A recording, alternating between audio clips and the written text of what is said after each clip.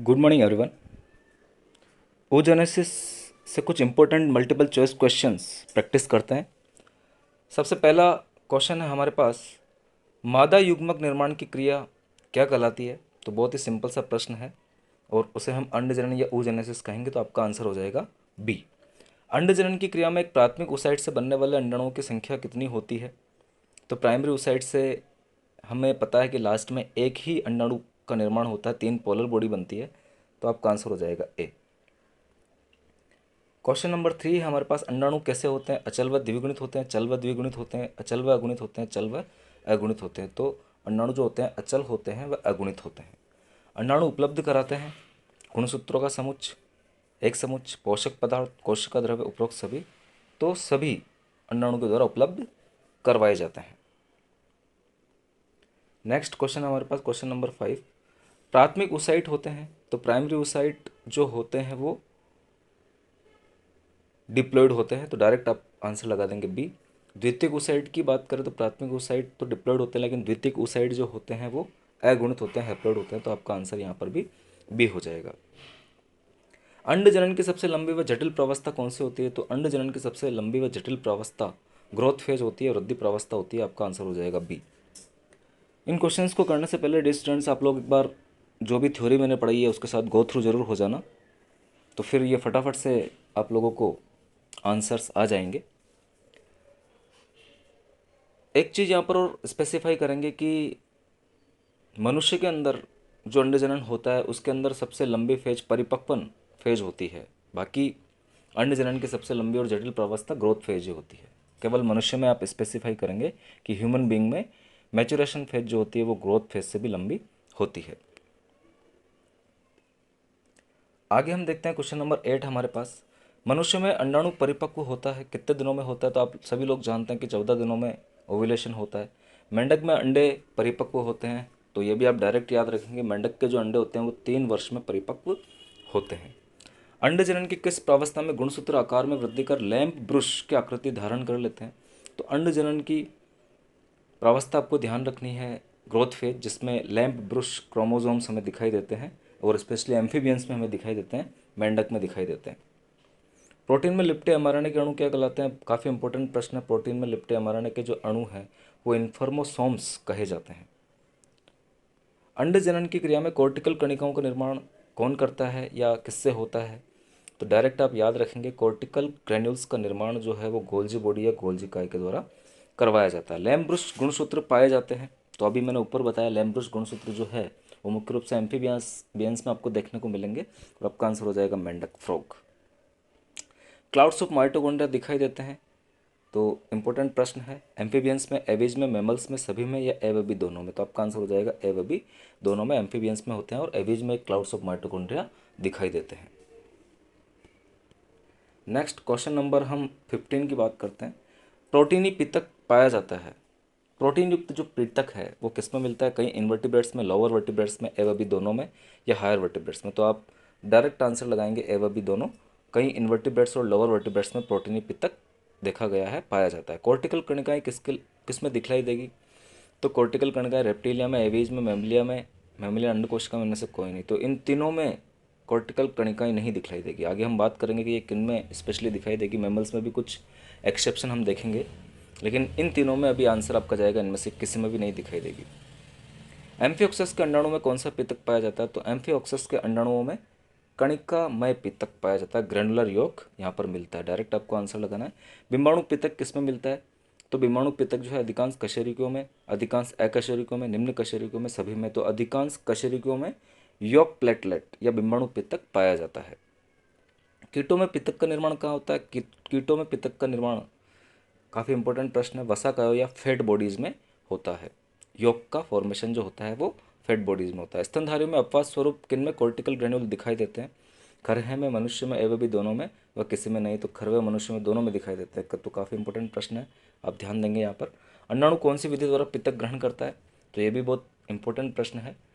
कोशिका पायन, कोशिका भक्षण दोनों या कोई नहीं। तो कोशिका पायन विधि के द्वारा जो अंडाणु है वो पित्त को ग्रहण करता है, पिन्नोसाइटोसिस। आप याद रखेंगे, कोशिका पायन को हम इंग्लिश में पिन्नोसाइटोसिस भी कहते हैं। नेक्स्ट क्वेश्चन नंबर 22 है हमारे पास, मेंढक उभयचरों के अंडों में वह कौन सा एंजाइम, आप लोगों को बिल्कुल एंजाइम के बारे में यहाँ पर पता होना चाहिए, होता है जो आंशिक फॉस्फेट युक्त फॉस्फेटीन को पूर्णतः फॉस्फेट युक्त अघुलनशील अवस्था में परिवर्तित कर देता है। तो इसका डायरेक्ट आंसर आप याद रखेंगे प्रोटीन काइनेज, हमने थ्योरी में भी पढ़ा है। प्रोटीन काइनेज एंजाइम मेंढक या उभयचरों में पाया जाता है। उभयचरों में पित्तक बिंबाणु कहाँ बनते हैं, तो उभयचरों में जो पित्तक बिंबाणु है वो माइटोकॉन्ड्रिया में बनता है, क्योंकि माइटोकॉन्ड्रिया में प्रोटीन काइनेज एंजाइम यहाँ पर मिलता है। डायरेक्ट आप आंसर लगाएंगे। किस वैज्ञानिक ने यह बताया कि अंड कोशिका में जिधर से O2 प्रवेश करते हुए ध्रुव प्राणी ध्रुव बनता है, तो ये भी काफ़ी इंपॉर्टेंट प्रश्न है। और वो वैज्ञानिक था चाइल्ड। चाइल्ड ने यह बताया कि जिधर से O2 प्रवेश करते हुए ध्रुव एनिमल पोल बनाता है। कौन से ध्रुव पर पित्तक रहित कोशिका द्रव्य केंद्रक मिलता है, पित्तक रहित, तो पित्तक ध्रुव नहीं होगा, बिल्कुल आप एनिमल पोल इसका आंसर लगा देंगे। एनिमल पोल या प्राणी ध्रुव में पित्तक रहित कोशिका द्रव्य केंद्रक मिलता है। ये वाला प्रश्न भी सेट एग्जामिनेशन में पूछा जा चुका है। स्तनधारियों में साथ ही अधिकांश कशेरुकी प्राणियों में यौक पित्तक का निर्माण कहाँ पर होता है, तो ये भी इंपॉर्टेंट प्रश्न है। स्तनधारियों में जो पित्तक का निर्माण है वो लीवर में पाया जाता है, और कीटों में हमने फैट बॉडीज की बात की थी। आगे क्वेश्चन नंबर हम 27 की बात करते हैं। जिन अंडों में पित्तक की मात्रा कम होती है उनमें अंतःवर्णक की उपस्थिति कौन से ध्रुव का निर्धारण करती है, तो जो अंतःवर्णक की उपस्थिति है वो एनिमल पोल का निर्धारण करेगी। आप डायरेक्ट प्राणी ध्रुव आंसर लगा देंगे। कोशिकाओं में ध्रुवता का निर्धारण कौन करता है, तारक काय, केंद्रक एवं भी दोनों, तो दोनों ही करते हैं। तारक काय भी करता है, सेंट्रियोल भी करते हैं, और केंद्रक भी करते हैं, न्यूक्लियस भी करते हैं।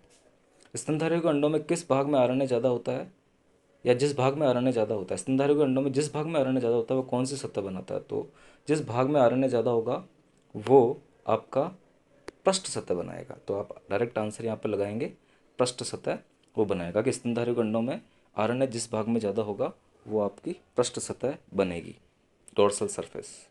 ट्यूनिकेट, सिफेलोकॉर्डेट्स, एम्फीबियंस व मैमल्स के अंडों में कौन सी सममिति दिखाई जाती है, तो बिल्कुल आप ये एग्जाम्पल्स याद रखेंगे, और इनमें बायलैटरल या द्विपार्श्व सममिति दिखाई देती है। मेंढक में सममिति का निर्धारण कौन करता है, तो मेंढक में एक स्पेशल स्ट्रक्चर मिलती है, ग्रे क्रिसेंट या दूसरा नवेंदु, और यही सिमेट्री का निर्धारण करता है। एनलिडा व मोलस्का में अक्ष निर्धारण कैसे होता है, तो एनलिडा व मोलस्का में एक्सिस का निर्धारण जिधर से शुक्राणु प्रवेश करता है उधर से होता है, तो आप ए आंसर यहाँ पर लगा देंगे। ये सब स्पेशल क्वेश्चन है, आप अच्छे से इन्हें याद करेंगे। क्वेश्चन नंबर 33 हमारे पास, कोर्टिकल कणिकाओं में क्या भरा होता है, तो कोर्टिकल कणिकाओं में अम्लीय म्यूकोपोलिसैकेराइड भरा होता है। कोर्टिकल कणिकाएं शुक्राणु के प्रवेश के बाद एक विशिष्ट संरचना बनाती है, और वह कौन सी संरचना है, फर्टिलाइजेशन मेम्ब्रेन बनाती है या निषेचन कला बनाती है। निम्न में से कोर्टिकल कणिकाएं किन में नहीं दिखलाई देगी, तो ये भी फिर से बहुत इंपॉर्टेंट प्रश्न है, आप देखेंगे यहाँ पर और आपका आंसर हो जाएगा। खरे, मनुष्य, मेंढक, मछलियाँ, बाइवाल मोलस्क में पाई जाती है। चूहे, गिनिपिग, गैस्ट्रोपोड मोलस्क कीटों में नहीं दिखती है। पिक्शो और यूरोडेल एम्फीबियंस में भी नहीं दिखती है, तो आपका आंसर हो जाएगा बी व सी।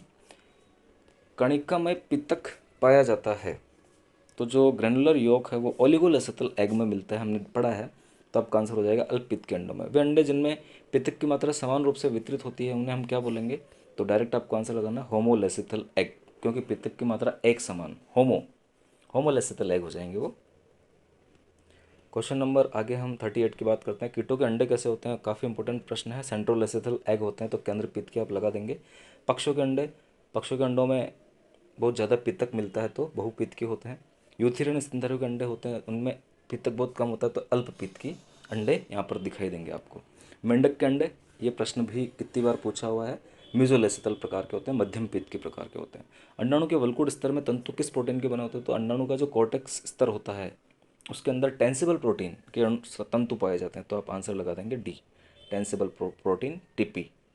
अंड जनन की क्रिया में परिपक्व निभाजन के बाद बनते हैं। अंड जनन की क्रिया में जब परिपक्व निभाजन हो जाता है तो एक अंडाणु का निर्माण होता है लास्ट में। अंडाणु जनन की क्रिया में संपूर्ण परिपक्व निभाजन से क्या बनेगा, तो हमने देखा है एक अंडाणु व 3 पोलर काय लास्ट में बन जाती है, तो एक अंडाणु व 3 पोलर काय आप आंसर लगा देंगे। क्वेश्चन नंबर 45 की बात करते हैं। अंड झिल्लियाँ जो अंडाशय व अंड से निर्मित होती है, बिल्कुल आप याद रखेंगे, और ऐसी झिल्लियाँ प्राथमिक अंड झिल्लियाँ कही जाती है। निम्न में से कौन सी प्राथमिक अंड झिल्ली है, जोना पेलुसिडा, जोना रेडेटा, विटिलाइन कला, उपरोक्त सभी, ये सभी प्राथमिक झिल्लियों के एग्जाम्पल हैं। अंडाशय के अलावा अन्य मात्रक उत्तक से विकसित होने वाली अंड झिल्लियाँ क्या कहलाती है, तो हमने पढ़ा है कि अंडाशय के अलावा अन्य मात्रक उत्तक से विकसित होने वाली झिल्लियाँ तृतीयक अंड झिल्लियाँ कही जाती है। अंडों में कैल्शियम कार्बोनेट का कवच कौन से अंड झिल्ली का उदाहरण है, तो कैल्शियम कार्बोनेट का जो कवच है वो तृतीयक टर्शरी एग मेम्ब्रेन का एग्जाम्पल होता है। स्तनधारियों के अंडों में पाई जाने वाली प्राथमिक अंड झिल्ली है, तो स्तनधारियों के अंडों में पाए जाने वाली जो प्राथमिक अंड झिल्ली, काफ़ी इंपॉर्टेंट प्रश्न है, जोना पेल्यूसिडा आपका आंसर हो जाएगा। एम्फीबियन अंडों के बाहर जेलीकोट किस झिल्ली का उदाहरण है? तो एम्फीबियन अंडों के बाहर जो जेलीकोट पाया जाता है तो उसे आप बताएंगे। तो बिल्कुल आप यहाँ पर आंसर लगा देंगे। ये जो जेलीकोट होता है वो तृतीयक टर्शरी एग मेम्ब्रेन का एग्जाम्पल है। एक स्पेसिफिक क्वेश्चन और आप यहाँ पे ध्यान रखेंगे, जेली एनवलप पे भी क्वेश्चन आ जाता है। तो जेली एनवलप और जेली कोट अलग अलग चीज़ें हैं। जेली एनवलप इकाइनोडर्म्स और सी इन्वर्टिब्रेट्स में मिलता है और प्राइमरी एग मेम्ब्रेन का उदाहरण होता है। तो इस प्रकार से स्टूडेंट से टॉप 50 प्रश्न हमने oogenesis टॉपिक से किए हैं और मैं आशा करता हूँ कि आप लोगों को बिल्कुल इन क्वेश्चन से इस टॉपिक को समझने में मदद मिलेगी, हेल्प मिलेगी। नेक्स्ट हम इसी प्रकार और भी क्वेश्चंस करेंगे। बहुत बहुत धन्यवाद।